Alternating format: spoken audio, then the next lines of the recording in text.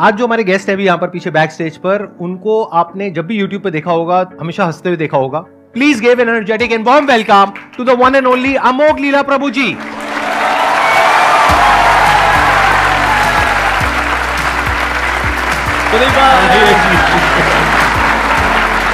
So glad to meet you. Wow, I'm seeing you in person. Amazing. Big round of applause for him. Thank you. मैंने कहा था ना इनकी smile बहुत कमाल की है. देखो, देख करके मन अच्छा नहीं हो गया एकदम से. Actually, मेरा मन बहुत शौक है because मैं तो संदीप जी को इतना एडमायर करता हूँ. What a smile he has, my God, $1 million smile. Thank you so much जी. तो अब आप लोगों के माइंड में जो भी क्वेश्चंस हैं, जो भी आप इनसे पूछना चाहते हैं, प्लीज गो अहेड. मेरा क्वेश्चन है, अभी मतलब मेरे हस्बैंड बाहर बैठे हैं तो मैं उनसे ये पूछ रही थी कि मैं उनसे पूछूं क्या. तो उन्होंने कहा तू यही पूछना जो तू हमेशा मेरा दिमाग खाती रहती है बाहर पूछ के. तो दिक्कत ये है सर कि मेरी लाइफ में कुछ दुख है, पर आज तक वो दुख मुझे पता ही नहीं चला, क्योंकि मेरे हस्बैंड भी अच्छे हैं. नहीं, सच में मेरे हस्बैंड बहुत अच्छे हैं, मेरे ससुराल वाले अच्छे हैं, घर में सब अच्छे हैं, मुझे कुछ काम भी नहीं करता, मेरी मर्जी से मुझे सब कुछ करने के लिए मिल रहा है, फिर भी मुझे पता ही नहीं चल रहा दुख क्या है. आपकी दूसरा शादी ये कितने भी टाइम पहले हुई थी? 1 साल पहले. हाँ, 1 साल से दुख है. लेकिन सर Actually, शादी ऐसा नहीं कि शादी की वजह से ही दुख होते हैं. बहुत अच्छे ऐसे भी गृहस्थास हैं, they are very happy in household life. तो एक्चुअली दुख वाला किस वजह से होता है? जैसे फॉर एग्जाम्पल अगर किसी को अगर पिंपल हुआ हो, ठीक है, कोई इसको आगे बुगली बुगली उश कर दे, बुगली बुगली गंदे बदतमीज. पर एक्चुअली उसके बुगली बुगली उश करने से पेन नहीं है, ये मेरे खुद के पिंपल की वजह से पेन है एक्चुअली, राइट. तो इसलिए हमारा क्योंकि मन ही इतना लो क्लास हो रखा है, इसलिए कोई भी आके हमारी खुशियों को कभी भी छीन सकता है एक्चुअली. तो जब मन के अंदर वायरसेस होते हैं ना, तो आप कुछ भी ढंग का नहीं कर पाते. और कभी और कौन कब आपको दुख दे जाए कुछ नहीं पता.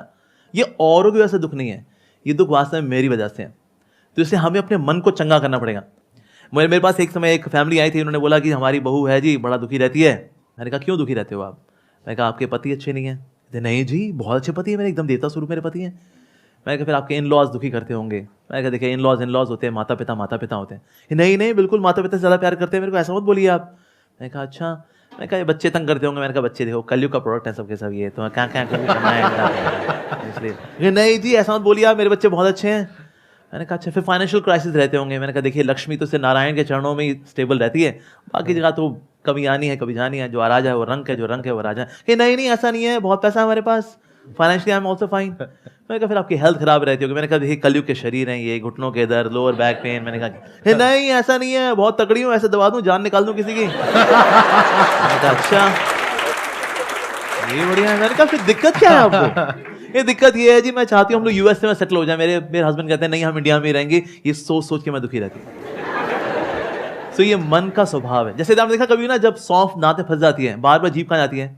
जहाँ सौंफ फंसी होती है, बाकी दांतों में नहीं घूमती वो.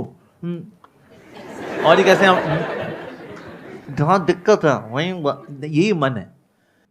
एक्चुअली मेरा क्वेश्चन ये है कि जैसे कलयुग में तो भक्ति की बहुत ज़्यादा ज़रूरत है, बहुत ज़्यादा. एंड ये मैंने अपने एक्सपीरियंस से बोल रही हूँ. तो मेरा ये है कि अगर जैसे हमें बहुत सारी नेगेटिविटीज़ आती हैं, तो अब क्या होता है कि भक्ति हमें हेल्प करता है कि हम अपनी जो भी हमारी नेगेटिविटीज़ हैं हम उससे तो हम कर लेते हैं, अपना हेल्प कर लेते हैं. बट क्या होता है ना कि समहाउ आप जो दूसरों से आती है आपसे, जैसे कोई एग्जाम्पल कोई पर्सन अगर वो हमारी लाइफ में नेगेटिव है तो हम उससे कैसे लड़ें? क्योंकि हम हमेशा मैंने सुना है कि कहते हैं कि उसे एलिमिनेट कर दो, उसे निकाल दो अपनी लाइफ से. बट आप हमेशा वो भी पॉसिबल नहीं कर पाते हो, क्योंकि नहीं हो पाता है. हम हर किसी को लाइफ से नहीं निकाल सकते हो. तो उसमें हमें क्या करना चाहिए? होता क्या नेगेटिविटी, ये तो बाहर ही जो सोर्सेज है ना, एक्चुअली हमने ऑलरेडी नेगेटिविटी बहुत इकट्ठी कर रखी है. और मन का स्वभाव नेगेटिव होने का ही है. अब देखो नेगेटिव, इसलिए आप देखो जो टीवी सीरियल्स भी होते हैं ना, उसमें 90% नेगेटिव चल रहा होता है. ये मर गया, वो मर गया, उसने उसको धोखा दे दिया, वो पलट गया.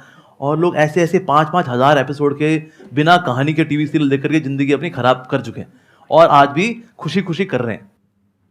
एक कहावत है, when we do not have spiritual substance in the heart then we remain slaves of our surroundings. हम अपनी परिस्थितियों के गुलाम बने क्यों रहते हैं? Because I don't have spiritual substance in my heart. तो इसलिए बहुत जरूरी है कि हम उस स्पिरिचुअल सब्सटेंस पे काम करें. पर वो जब नहीं होता then we get provoked very easily. जैसे हम देखा कभी कभी क्रिकेट में है ना, बॉलर होता है वो अपील करता है आउट,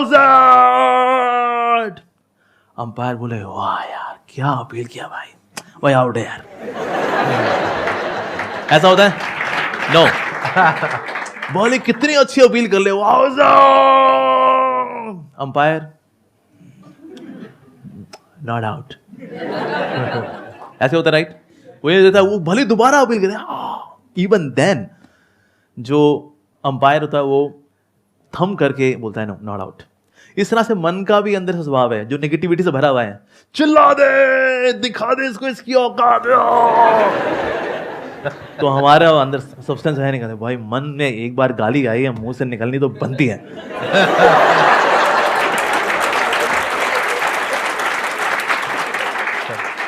और होता क्या है, when you have that spiritual substance in the heart, ये जो भक्ति से जो मिलने वाला जो सब्सटेंस है, ये इतना कंडेंस्ड होता है एक्चुअली, वो आपको ठहराव देता है कि जो प्रोवोकेशंस आती है, when negative person is inciting you to behave in negatively, Hare Krishna, that's it. देखिए बेसिकली क्या होता है कि हम चाहे उसको भक्ति कहें, चाहे स्पिरिचुअलिटी कहें, चाहे राइट अंडरस्टैंडिंग कहें of the scriptures, but the point is कि जब अंदर से आप स्ट्रांग होते हो, अंदर से आपको स्ट्रेंथ मिलती है, तो दो चीजें होती हैं। या तो ये जो नेगेटिव लोग होते हैं वो जब आपके पास में आते हैं तो ज्यादा देर तक वो आपके साथ नहीं रह सकते, वो अनकंफर्टेबल होने लग जाएंगे, आप नहीं होगे, वो होने लग जाएंगे, तो वो अपने आप ही दूर हो जाएंगे। लेकिन कई बार लाइफ में ऐसी सिचुएशंस आएंगी जब कोई ऐसे लोग आपको मिलेंगे, वो आपके ऊपर अटैक करने लग जाएंगे, that could be verbally, physically और in any way which is not right.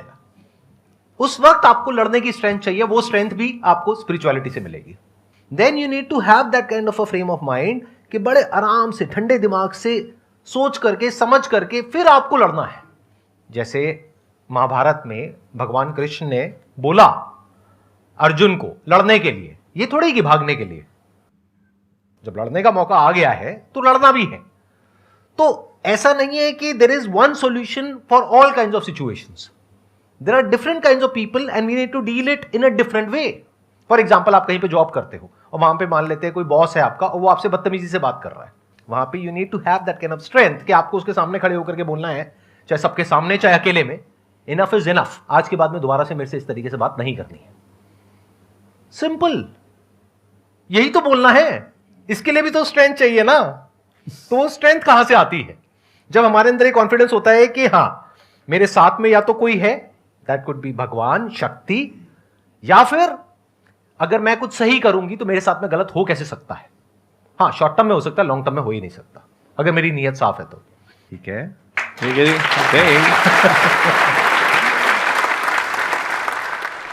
Sir, question पूछने से पहले मैं ये बोलना चाहूँगी कि आप और मैं सेम कॉलेज से हैं। अच्छा, केएमसी हैं? Yes sir, I am also from KMC. लेकिन आपने सेकंड ईयर में छोड़ा नहीं होगा, आपने पूरा किया नो होगा। सर, यस, मैं ये लाइन बोलने वाली थी, फिर मैंने कहा आप रोस्ट हो जाओगे। नहीं, मैंने खुद का रोस्ट कर दिया, मेरे को आदत है। तो सर माय क्वेश्चन इज कि स्पिरिचुअलिटी या इससे रिलेटेड जो भी चीज़ें हैं, ये मोस्टली हमें तभी याद आता है जब हम या गुस्से में होते हैं या सैड होते हैं। ये चीज़ें जब हम पार्टी कर रहे होते हैं, एंजॉय कर रहे होते हैं, तब हम नहीं सोचते कि क्या है स्पिरिचुअलिटी या हमें मेडिटेशन करना चाहिए। तो सर कैसे हम इसे अपनी लाइफ में इम्प्लीमेंट कर सकें कि या तो हम बहुत खुश हो या बहुत दुखी हो, बट एक बैलेंस रहे, और कैसे हम अपने स्पिरिचुअलिटी की जर्नी को स्टार्ट करें और उसे परस्यू करते रहें। एक्चुअली ना ये इसमें दो दोष ऐसे आप लोगों का नहीं है, दोष है मीडिया का। मीडिया ने क्या किया, स्पिरिचुअलिटी को बैकवर्ड बताया कि स्पिरिचुअल है क्या तू? अरे भाई ये सब बुढ़ापे में करते हैं यार, क्या यार ये जवानी है दीवानी, कम ऑन प्लीज।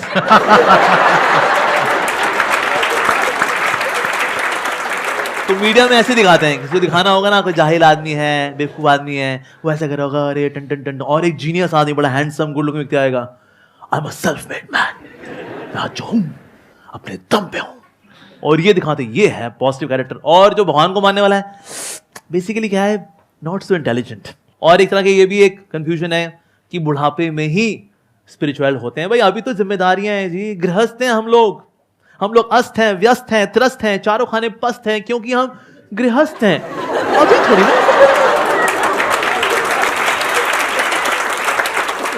तो पहले तो हमें इस भ्रम से निकलना है that spirituality is for old age. जिन्होंने जवानी में कुछ नहीं किया होता, बुढ़ापे में भी वो ये लगे होते हैं, उसकी देवरानी, उसकी जेठानी, थोड़ा फैमिली पॉलिटिक्स, थोड़ा नेशनल पॉलिटिक्स, इसके अलावा और बाकी यहाँ पर डॉक्टर ऑर्थो कैप्सूल, इससे ज्यादा बुजुर्ग व्यक्ति कुछ नहीं कर पाते। इसने स्पेशली जिसने यंग एज में कुछ नहीं किया हुआ, यंग एज में जो करता है वो बुढ़ापे में उसको रेलिश करता है। फिर बिकॉज मैंने 30-35-40 साल I was spiritual, so in old age you relish it. पर कुछ सोचे बुढ़ापे में शुरू करेंगे, शुरू नहीं होता। अच्छा, लेकिन इसको शुरुआत कैसे की जाए, उसको कंटिन्यू वाला कैसे किया जाए? हम कोई भी कार्य अगर करते हैं तो हम संगति में आके करते हैं।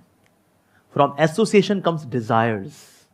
आज लोग जैसे कहीं सिंपल लोग है ना, आते हैं गांव से आए या शहर में आए, वो कभी दारू नहीं पीता था, वो तो दूध पीता था।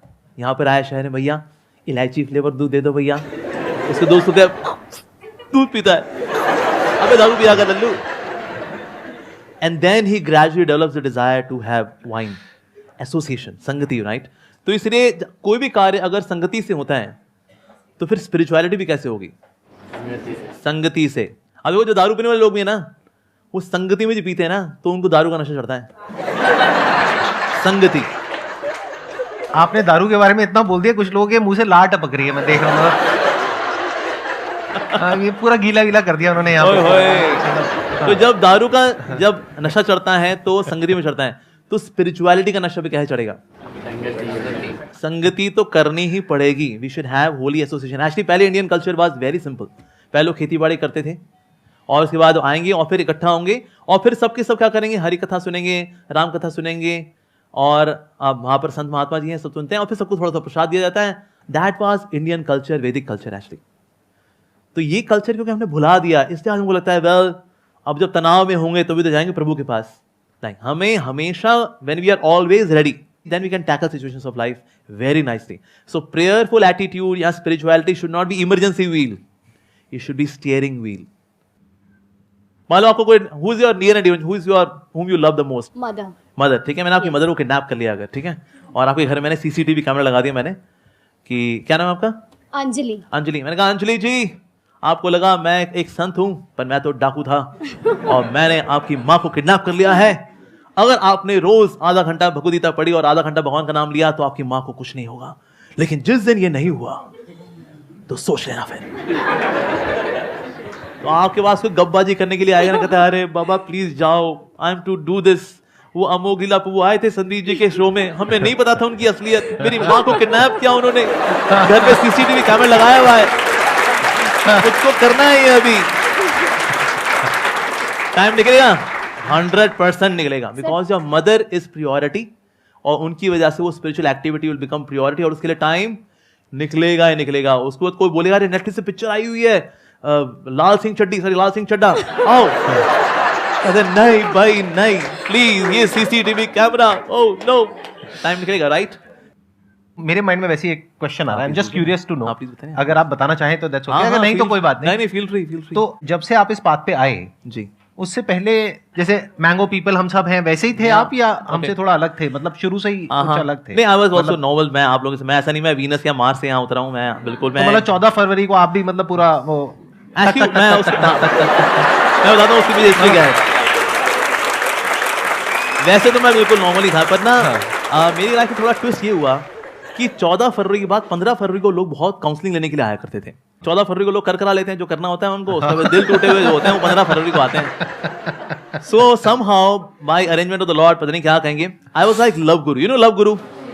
तो टूटे दिल वाले ना आते, यू नो हम जब किसी से सच्चा प्यार करते तो हमें सच्चा प्यार क्यों नहीं मिलता? और फिर मैं उनकी काउंसलिंग करूंगा, मैंने कहा इट्स ओके यार, ये सब लड़के ऐसे ही होते हैं। ये मतलब इस बात पे आने के बाद या पहले? ना, ये पहले की बात है। अच्छा, पहले ही लोग बिफोर स्टार्टिंग में बात मैं ये देखा करता, मैं कहा ये दुखियारी लड़के भी आते हैं, दुखियारी लड़कियां भी आती हैं, ये उनको गबड़गोची करते हैं, ये उनके साथ गबड़गोची। मैं कहा ये मामला यार ये बहुत गड़बड़ है, इसमें कोई प्यार नहीं है।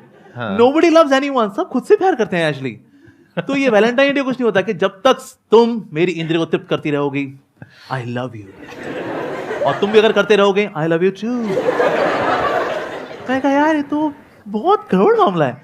सो although I live like a normal human being, पर मैंने खुद को चुना नहीं to become a love Guru giving counselling to टूटे दिल वाले लोग, लेकिन लाइफ समहाउ ऐसे अनफोल्ड हुई। मैं कहा यार ये टूटे दिल वाले लड़कियां भी हैं, टूटे दिल वाले लड़के भी हैं। मैं कहा मामला तो बड़ा खोखला है यार। So I was also like a normal human being, but by God's grace I learn by hearing and observation. मैंने एक चीज नोटिस करी कि जो भी लोग इस्कॉन से जुड़े हैं या ये स्पिरिचुअल जर्नी से जुड़े हुए हैं, उनके चेहरे पे आप अगर नोटिस करोगे तो एक अलग तेज है। पहले लगता था वो आर्टिफिशियल स्माइल है, लेकिन अब लगता है ये इनर स्माइल है। तो ये कोई ऐसा नहीं है मैन मेड है या कुछ वो दिखाने के लिए करते हैं। तो अब जैसे मैं जॉब में हूँ, तो प्रॉब्लम क्या होती है, जैसे रात को हम लोग अपना काम खत्म किया, उसके बाद सो गए, तो सुबह मॉर्निंग होते ही या पूरी रात में यही टेंशन रहती है कि कल अपने को ये काम करना है। तो उस चीज़ को लेके कहीं ये चीज़ मेंटेन नहीं हो पाती चेहरे पे, या नॉर्मल लाइफ में भी पूरी टेंशन रहती है हर टाइम पे। तो वो कैसे मैनेज करें या उस चीज़ को कैसे डील करें, ये एक मेन क्वेश्चन है मेरा। कुछ चीज़ें हैं जो आपके वश में हैं और कुछ चीज़ें हैं जो आपके वश में नहीं है। जो चीज़ें आपके वश में हैं, क्या उसकी टेंशन आपको लेनी चाहिए? नहीं, आपके वश में है ना, तो काहे की टेंशन लेनी? अच्छा, फिर दूसरा सेक्शन है, क्या आपके वश में नहीं है, क्या उसकी टेंशन लेनी चाहिए? नहीं, वो वश में ही नहीं है। तो ये तनाव भला होता क्यों है? यही तो है दो सेक्शंस, एक मेरे वश में है, एक मेरे वश में नहीं है। तो जो मेरे वश में नहीं है, जब मैं उसको खींच खींच करके अपने वश वाले सेक्शन में डालना चाह रहा होता हूं ना, ये एक्सरसाइज स्ट्रेस लेकर के आती है। बस ये एक्सरसाइज छोड़नी है हमको, कि जो चीज़ मेरे वश में नहीं है, से for example you love somebody, उसके बाद वो आपको धोखा देता है, ठीक है, उसका वो किसी और से इन्फ्लुएंस हो गया, ये हमारे वश में नहीं है। हमारे वश में क्या था? उस रिश्ते को अच्छे से निभाना, वो हमारे वश में था। तो इसीलिए जब आप ये चीज़ समझ लेते ना, कभी आपको ऐसा कोई दिक्कत हो, ये पेन कॉपी पेन लेकर बैठ जाओ, लाइन खींचो बीच में, क्या वश में है क्या वश में नहीं है। That's a simple activity and start working on it, आपका स्ट्रेस कम हो जाएगा। अब जितने लोग भी तनाव में रहते हैं ना, जितने भी कंट्रोल फ्रीक्स हैं, ये तनाव में रहेंगे, बिकॉज यार always controlling controlling controlling controlling, मैं लोगों को कंट्रोल कर लूँ, स्थितियों को परिस्थितियों को कंट्रोल कंट्रोल कंट्रोल, फिर चीज़ें जब कंट्रोल के बाहर जाती हैं, उससे भी तनाव आता है। दूसरे हैं परफेक्शनिस्ट, इनको भी बहुत तनाव आता है, बिकॉज सबको उनको चाहिए एवरीथिंग 10/10, सबको 10/10 होना चाहिए। मेरी एजुकेशन 10/10, मेरी सैलरी 10/10, मेरी सेविंग्स में 10/10, मेरी गाड़ी 10/10, मेरी वाइफ 10/10, मेरा पड़ोसी 10/10, पड़ोसी की पत्नी 10/10।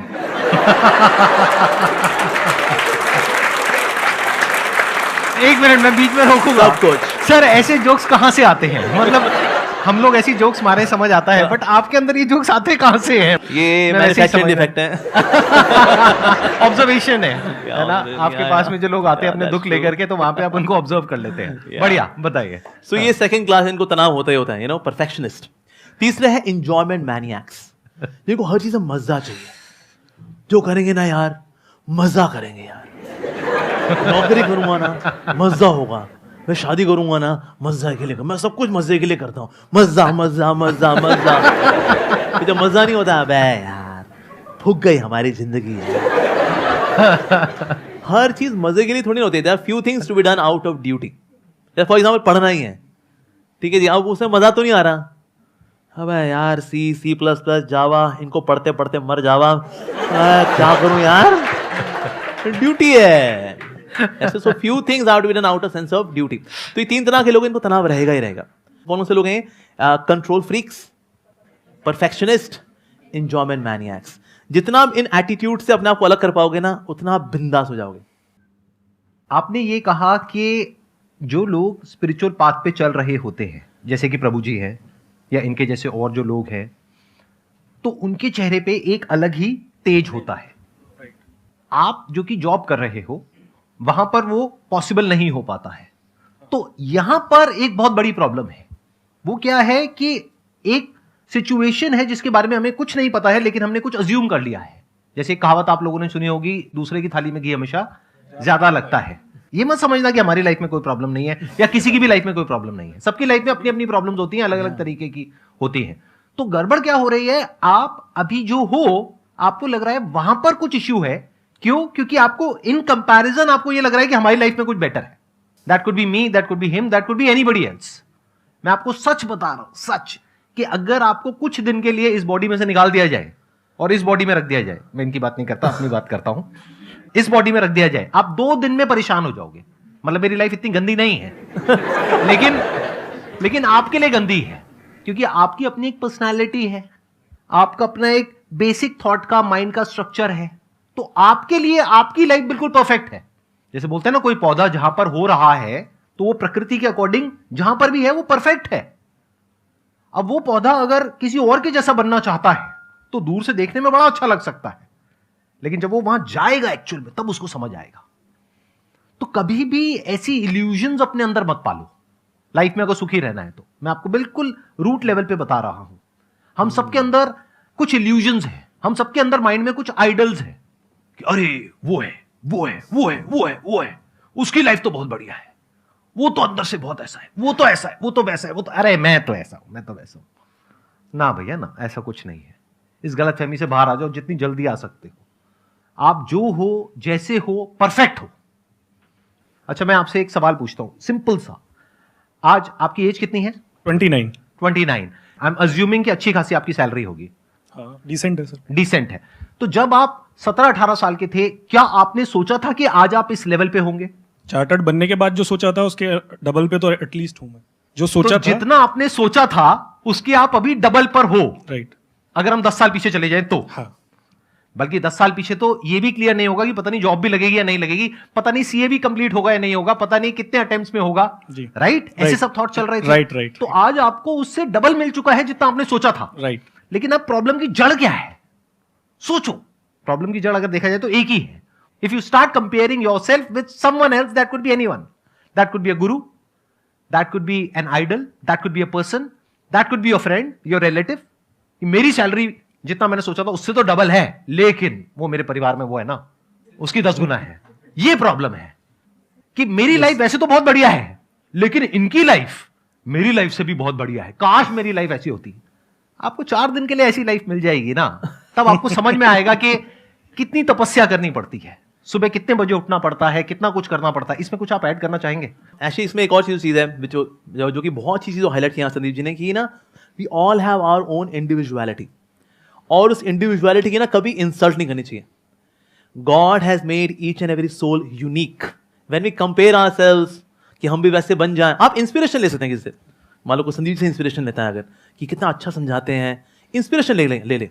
इंस्पिरेशन लेने के लिए कोई मनाही नहीं है, लेकिन हम जब वैसा ही बनना चाहते हैं, अपनी इंडिविजुअलिटी को इनहाइलाइट करना चाहते हैं, that will lead to stress.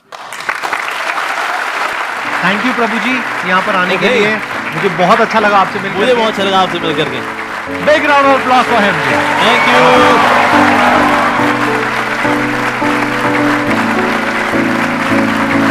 You.